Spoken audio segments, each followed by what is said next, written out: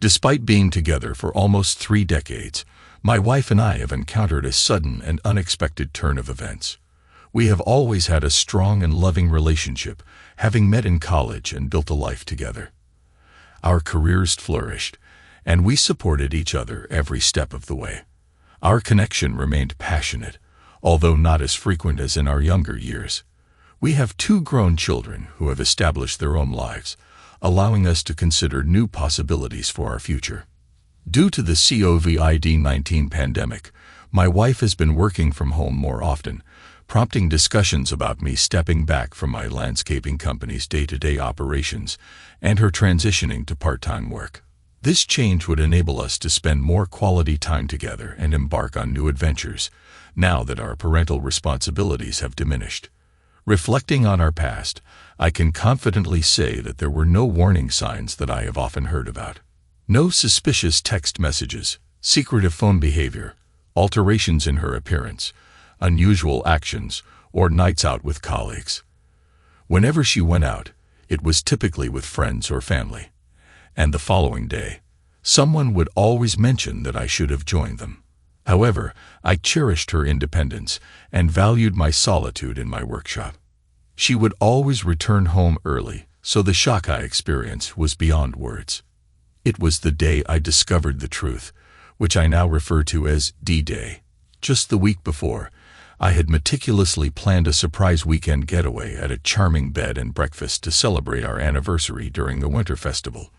Leaving work early, I eagerly drove home to surprise her and instructed her to pack for our trip. As I pulled into the driveway, my eyes caught sight of an unfamiliar car. Instantly, a sinking feeling overwhelmed me. I couldn't explain it, but my intuition told me something was amiss. I sat there desperately hoping that my gut feeling was wrong, but deep down, I knew it wasn't. Contemplating my next move, I questioned whether I should confront her immediately or leave and address the situation later.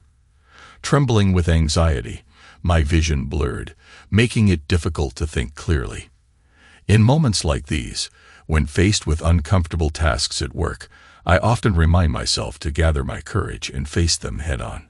My trembling suddenly ceased, and I felt strangely serene. Despite the turmoil inside me, I quietly slipped in through the back entrance, only to find my black lab looking forlorn. He seemed to sense that something was amiss, as he didn't greet me with his usual enthusiasm. I cautiously ascended the stairs, and as I reached the top, the noises from our bedroom grew louder. I pushed the door open, revealing my wife's boss on top of her. I stood there in silence for a moment before exclaiming, "Surprise!" The ensuing chaos would have been comical if it weren't so heartbreaking. He scrambled to get off the bed, but got tangled in the sheets. My wife was crying out, trying to cover herself. He struggled to find his clothes on the other side of the bed, where mine usually lay. I swiftly grabbed them before him. My wife kept apologizing through her tears. I moved back to the door and sat down on a large armchair I dragged over. He demanded his clothes, but I refused and tossed my wife's robe to him. As he approached me, I warned him that things wouldn't end well if he came any closer. Despite being 51, I was in good shape at 6 feet, 3 inches and 240 pounds. Years of gym workouts and landscaping work had kept me fit. He sat down next to my wife after an awkward silence and asked, "What's next?" I replied, "I honestly don't know." My wife, now composed, sat up. I took out my phone and stated, "You both are going to confess everything while I record it." They exchanged glances, and my wife inquired, "What do you mean by everything?" I responded firmly, "Exactly that, everything. How it all started, how long it's been going on, when and where, hotel stays, dinners, the whole package." My wife insists that this was a one-time thing, but I call BS on that. There's no way she would bring him into our bed if this wasn't an ongoing affair. If you lie to me again, I'm walking out that door and finding a divorce lawyer. She breaks down, crying once more. So for the next 10 to 15 minutes, she spills the truth. It's been happening for over 9 months. It started with him flirting with her, and then he invited her to lunch, and she said yes. A few drinks later, they ended up in a hotel. She came home that night acting like nothing had happened. She claims it was tearing her apart, and she wanted to confess but didn't know how. I call foul once again. If it was really tearing you apart, you wouldn't have continued it so effortlessly. They even went to a week-long work conference that I used to attend with her. She tells me that company policy changed and spouses were no longer allowed. I put my phone in my pocket, and the room falls silent once more. Then an idea hits me. I search through his clothes for his phone and ask for his passcode. Surprisingly, he gives it to me. So I start going through his phone. I find some pictures of a woman who I assume is his wife, and I ask about her name, Carol. She's quite attractive, although not as stunning as my Ashley. I tell him as I come across more pictures of their children. Turns out he has 3, and finally a family portrait of all of them. I hold up the phone and comment, "A beautiful family. Why would you risk it all for a fling with my wife?" His response, "What do you mean, risk it all?" Me, "You really think Carol won't find out?" Him, "How would she find out?" Me, "I'm about to call her right now." He stands up and protests, "No, you can't. My wife pleads, please don't do this to him." I snap, "Don't do this to him. You've shattered me, our family, our friends, our future, and my heart, and you're worried about his well-being." I'm shaking again, trying to hide my tears, but I can't hold it together any longer. I slump back into the chair and start crying. She tries to come closer, but I give her a commanding glare. "Keep your distance." After a while, I regain my composure and glance at his phone once more. He pleads again, "Please, I'm begging you." I promise I'll tell her. "Yeah, right," I snap back.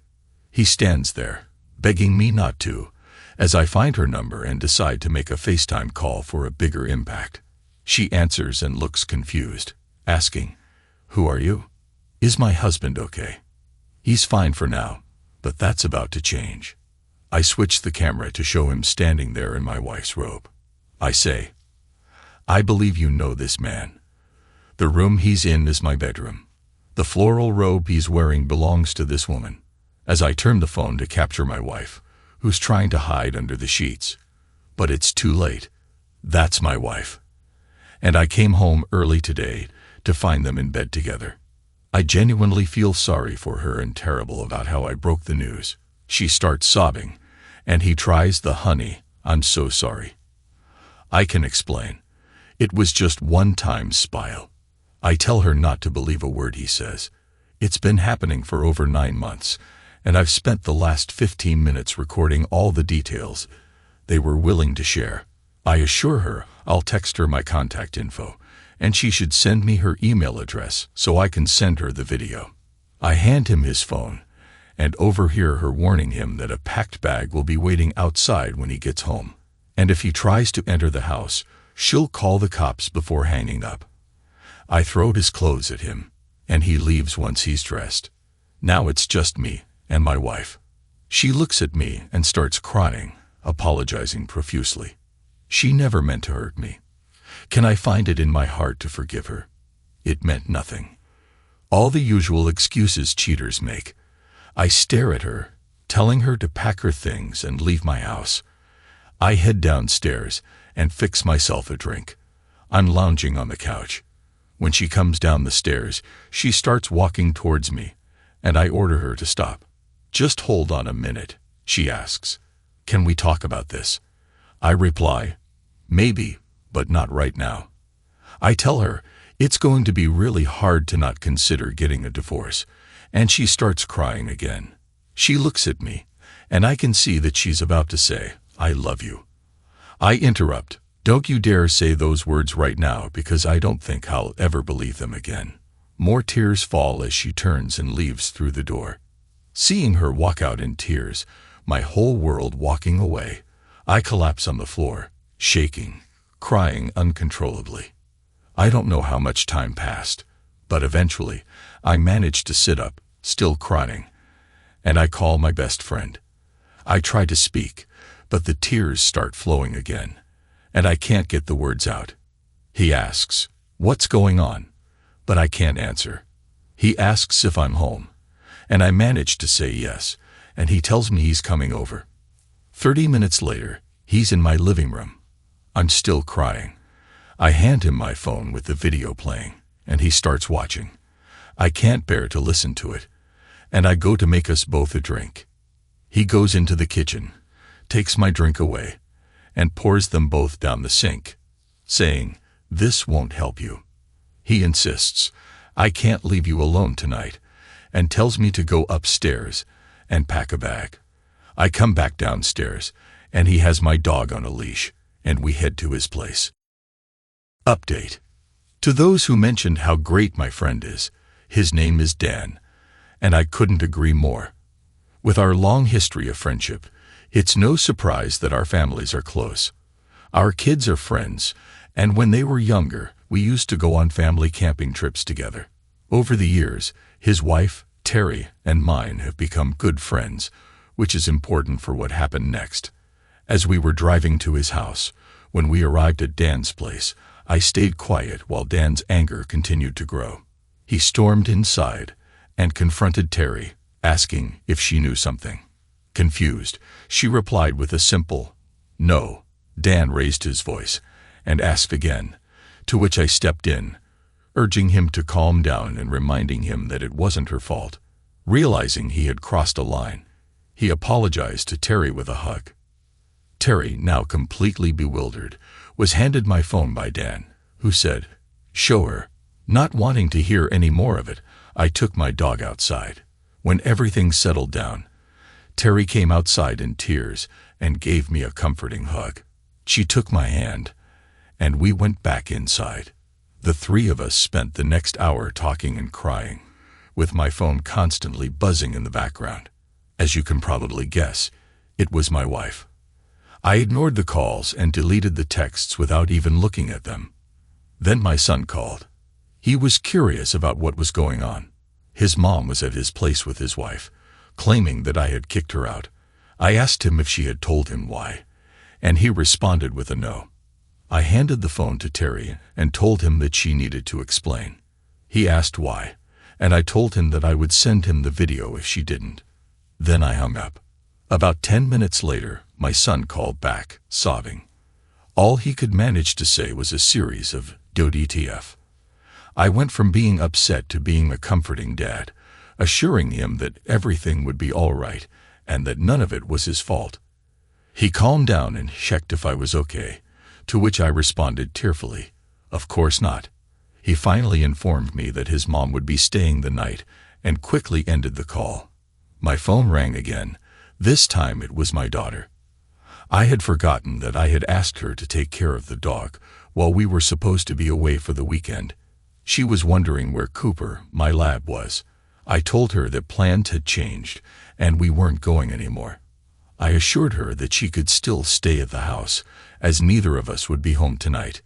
Confused, she asked, "What do you mean, neither of you? Where are you?" I explained that I was at Dan and Terry's place. "And is your mother with your brother?" She keeps insisting, "Dad, please tell me what's happening." I reply that I can't do it right now. I promised to stop by the house tomorrow, so we can have a conversation then.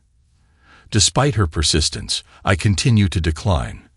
Eventually, she gives up and ends the call. I anticipate the next call and alert my son to prepare for it. Then I call my wife, asking if she's ready to talk to our daughter or if I should handle it. Her response is a flood of tears. After half an hour on the phone, I hang up. There's a knock at the door. Dan lets my daughter in, and she sees me crying. She rushes to me, and we both break down in tears. When we compose ourselves, she still doesn't know the reason for our emotional breakdown. I call my wife again, informing her that our daughter is with me. I ask once more if she's ready to share the news. Should I put her on speaker? My daughter asks her mother to explain what she needs to reveal, but all she hears is crying. So I take charge and end the call without disclosing any details. I then reveal the shocking news to my daughter. I discovered today that your mother has been having an affair for the past 9 months. Seeing the hurt on my daughter's face intensifies my pain. She's too shocked to even cry, and I'm on the floor, overwhelmed with emotion. I feel like I've failed her when she needed me the most. I struggle to move, but Terry rushes over to comfort her, assuring her that things will get better. Dan is also in tears, as I mentioned before. Our family is close-knit. My daughter lets out a heart-wrenching cry that will stay with me forever, even if I live to be 100. After composing myself, I embrace them both. We eventually find our way to the couch, speechless. I ask my daughter if she's going to be okay.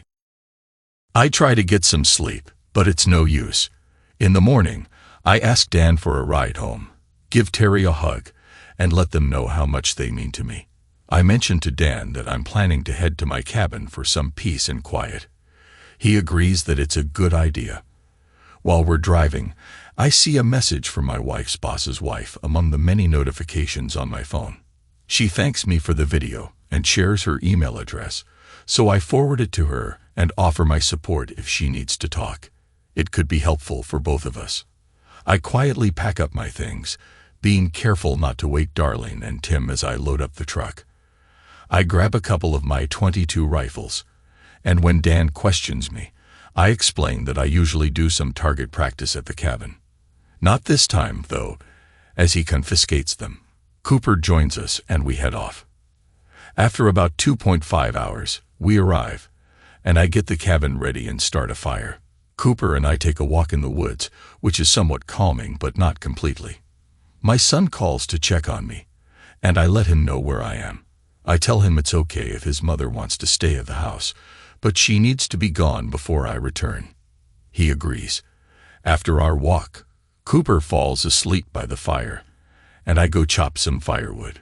Chopping wood turns out to be a good workout and surprisingly therapeutic.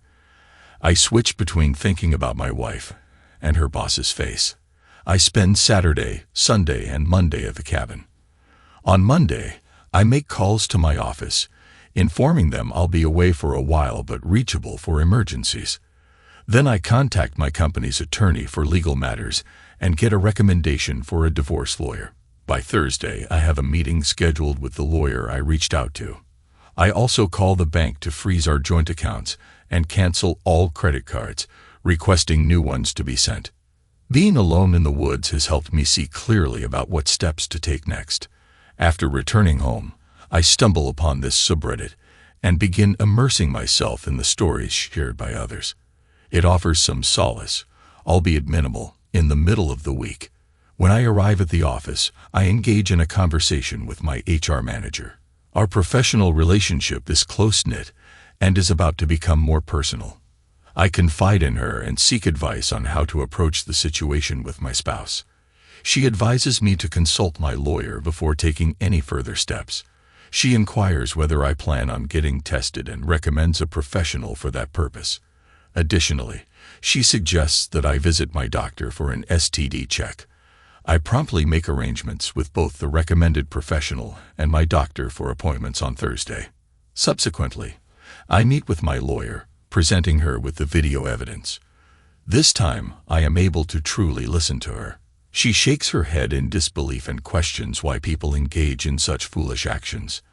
As it turns out, she possesses zero tolerance for infidelity.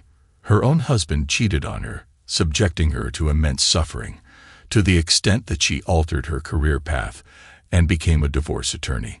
She assures me that everything will be all right, and I proceed to sign a contract with her. I inquire about informing the other parties involved, such as the wives, the bosses, and HR, but she advises me to exercise patience. Meanwhile, I have a meeting with my wife, who has sought refuge at our son's place. At least she comprehends that I require some space and was not present at the house upon my return. I have been sleeping on the couch, unable to bear the thought of stepping foot into our bedroom. Whenever I need to gather my belongings, I strive to retrieve as much as possible in order to minimize the number of times I have to enter that room. Thank you for accompanying me on this journey thus far. It took an immense amount of time to articulate these words. Writing about my daughter brought me to tears for several hours. I will provide another update next week. Update. Once again, I want to express my profound gratitude for the invaluable advice and support I have received from this community. I am forever indebted to each and every one of you in a way that I can never fully repay. All I can do is express my heartfelt appreciation and attempt to respond to all the comments. The support and encouragement I've received have been incredibly beneficial. Many of you have mentioned my strength during the confrontation. But right now I feel far from strong. I'm just going through the motions. The advice given has been top-notch and is helping me progress. The reason for my original post, and this one, was seeking help. Trust me, there was plenty. My first post was removed because it had too much storytelling and not enough requests for support. I'll try to keep this brief, but I believe details matter. I'm starting to realize that there may be no turning back from this, and I'm 99% sure of my decision. Yet, I can't shake the feeling that I'll be letting go of 29 years of our shared life. Even now, I can't bring myself to type X and still call her my wife. What's wrong with me? Help on DDay. She ended up at our son's place with his wife. He called, puzzled about what was going on and why I'd kicked his mom out. I told him she needed to tell him or I would. He knew I'd gone to my best friend's house. My daughter, who was supposed to be dog-sitting, came home to find no dog. Eventually, she showed up at my friend's place, wanting to know what was wrong. I told her the pain on her face was worse than catching my wife in bed with her boss, and it devastated me. She left with the dog to our house and had her fiancé come over on Saturday morning. I told my friend I was going to spend a few days at the cabin. Could he drop me home? He agreed it was a good idea, so I packed up, took the dog, and spent some time at the cabin, walking in the woods with the dog and splitting firewood. It was a good workout and therapeutic. I stayed there until Saturday, then drove home. On Monday, I started making phone calls to the bank, credit card companies, and a lawyer I use for company matters. He recommended someone whom I called and met on Thursday. I played her the recording. She exuded an exceptional level of confidence, which prompted me to hire her. When I inquired about informing my wife's boss within our department, she proposed that we postpone the discussion. I'm back home now, lounging on the couch. I can't bring myself to go into the bedroom except to grab some clothes. On Friday, my son called to say his mom couldn't stay with them anymore. It was causing tension between him and his wife. Could she come back home? I hadn't spoken to my wife since DDay. I reluctantly agreed. She returned on Saturday. I went back to the cabin. It was freezing, but I managed. On Monday, I went straight to the office. The folks there adore my dog and spoil him. I finally went home on Monday night and saw my wife. All I could see was the image of her in bed with her boss on DDay. I don't think I'll ever get over that. Any advice? We didn't talk. I changed and went to my basement office to keep occupied. Eventually, I watched TV in the basement. She came downstairs and asked if we could discuss this. I told her I wasn't ready yet and requested that she leave me alone while she was there. I dozed off in the recliner, woke up early, hit the gym, showered there, and went to work. My routine is to come home late for the rest of the week. On Friday, my manager checks in on me. I update her on the recent events and my therapy session. She suggests that I should stop sleeping on couches and chairs and buy a new bed.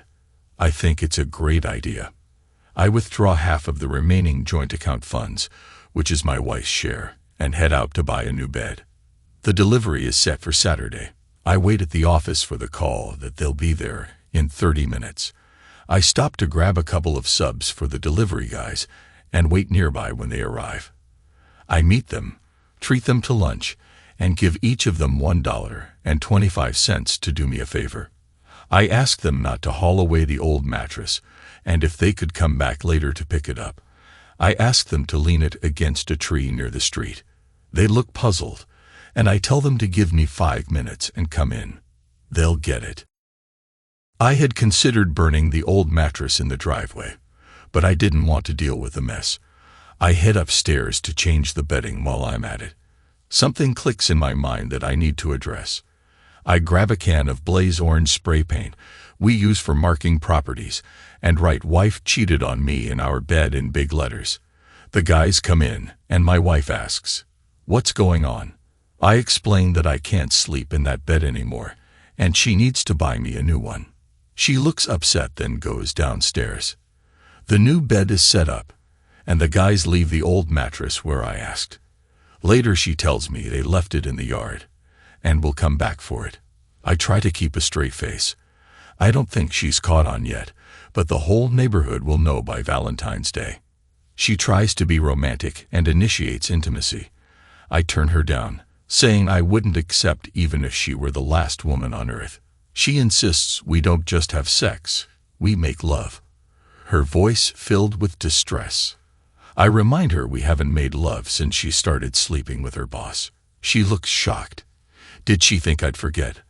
I'm puzzled by her thought process. I decide it's time to talk and ask her to sit in the living room. I ask what she wants to do. Should we try to fix things, or should we divorce and move on? I'm not sure why I even suggested the former. I guess I'm stuck on the idea of letting go of 29 years. Please convince me otherwise. She says she's willing to do anything. I ask her to come clean to everyone in our family, starting with her parents and my mom, and explain how I found out about the affair. Our kids don't know this yet. They're coming over tonight. I'll update you on how that goes later. That's my current situation.